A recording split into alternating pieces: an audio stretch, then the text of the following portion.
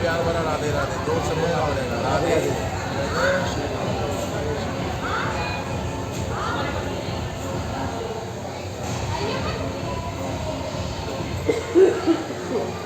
आज मुझे भगवान शिव के वसुदेव कुटुम देवम कंठ चाणूर मर्दनम देव की परमानंदम श्री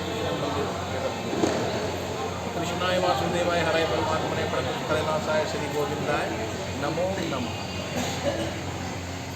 भगवान शिव की एक बहुत अच्छी मेरे को कथा याद आ रही है कि एक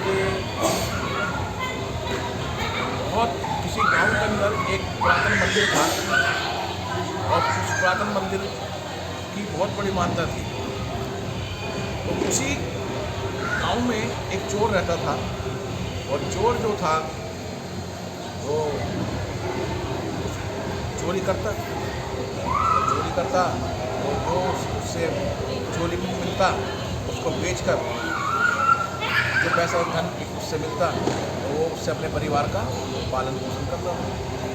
और उसका डेली का यही था कि कहीं भी जाए और वो चोरी करे और जो सामान मिले और वो उसको बेचकर अपने परिवार के रोटी का पानी का अपना जुगाड़ करे। ऐसे ही उसका जीवन व्यतीत होता जा रहा था। तो एक दिन ऐसा आया कि वो पूरी रात घूमता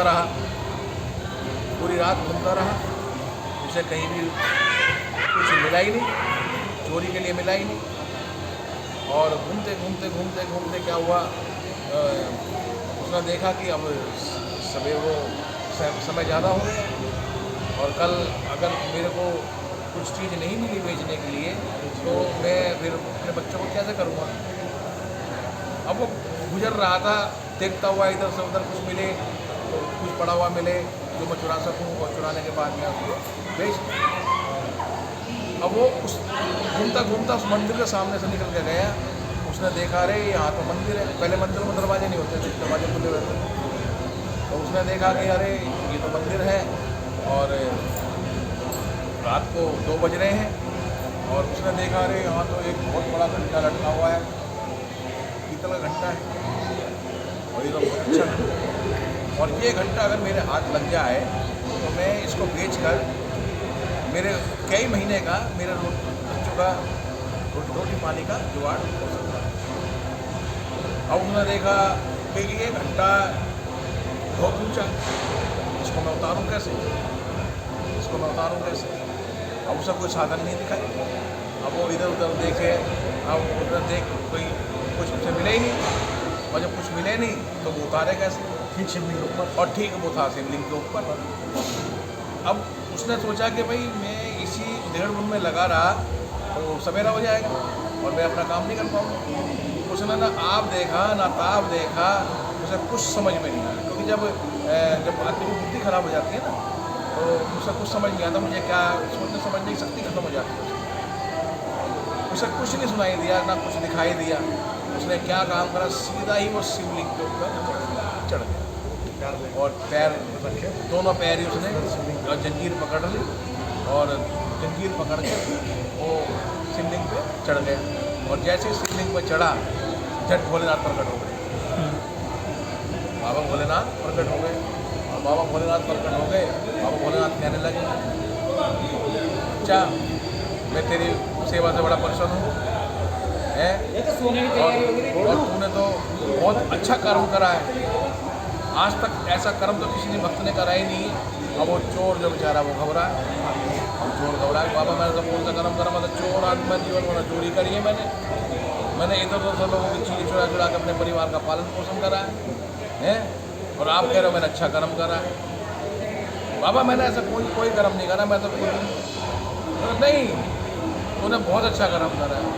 दुनिया हरिद्वार जावे, वहाँ से कांवड़ का जल लेके आए, ऋषिकेश जाए, गोमुख जाए, गंगोत्री जाए, यमुनोत्री जाए, हरिद्वार जाए, वहाँ से जल चढ़ाए ला के और मुझ पर जल चढ़ाए। कोई फल चढ़ाता है, कोई दूध चढ़ाता है, कोई पुष्प चढ़ाता है और कोई नथुआ चढ़ाता है। जिसका जैसा भाव होता है कुछ ना कुछ मुझे अर्पण करता है। अरे भाई तेरे जैसा भक्त नहीं देखा पहली बार मैंने ऐसा भक्त देखा है जो खुद स्वयं चढ़ गया। बेटा मैं तेरी पूजा से बड़ा प्रसन्न हूँ और तुमने जो कर्म करा आज तक कभी किसी ने भविष्य में नहीं करा, और मांग तो क्या वरदान मांग। बाबा कहने लगे, वो चोर कहने लगा कि बाबा मैंने ऐसा कोई कर्म नहीं करा, मुझे छोड़ दे। बाबा कहने लगा नहीं, जब तक तू कुछ मांगेगा नहीं और हम तुझे दे नहीं देंगे तब तक हम तेरा छोड़ेंगे नहीं। और बाबा ने उसे पकड़ रखा, और बाबा ने जब पकड़े रखा, अब चोर बार बार याचना कर रहा, बाबा छोड़ दे, बाबा छोड़ दे। बाबा कह रहा नहीं, मैं नहीं छोड़ूंगा तेरे, जब तक तो कुछ नहीं मांगेगा मैं तुझे फल जरूर दूँगा। जब आप कोई अच्छा कर्म करते हैं तो उस कर्म का क्या है, उसका फल आपके पीछे लग जाता है। जब तक आपको वो फल पूर्ण रूपेंद्र रूप से फल नहीं दे देगा तब तक वो आपके पीछे लगा रहेगा। और आपके अंदर अहम आ गया कि मैंने करा है, तो वो सब कराया सब बेकार है। तो बाबा कहे तू मांग कुछ। बाबा और चोर कहे भाई बाबा मुझे छोड़ दे। अब वो चोर कहने लगा बाबा कभी ऐसा ना हो कि सवेरा होने वाला है और कभी तो आपकी पूजा से पहले में लोग बाग मेरी पूजा कर देंगे, बाबा मुझे तो बकस। बाबा कहने लगे नहीं बाबा।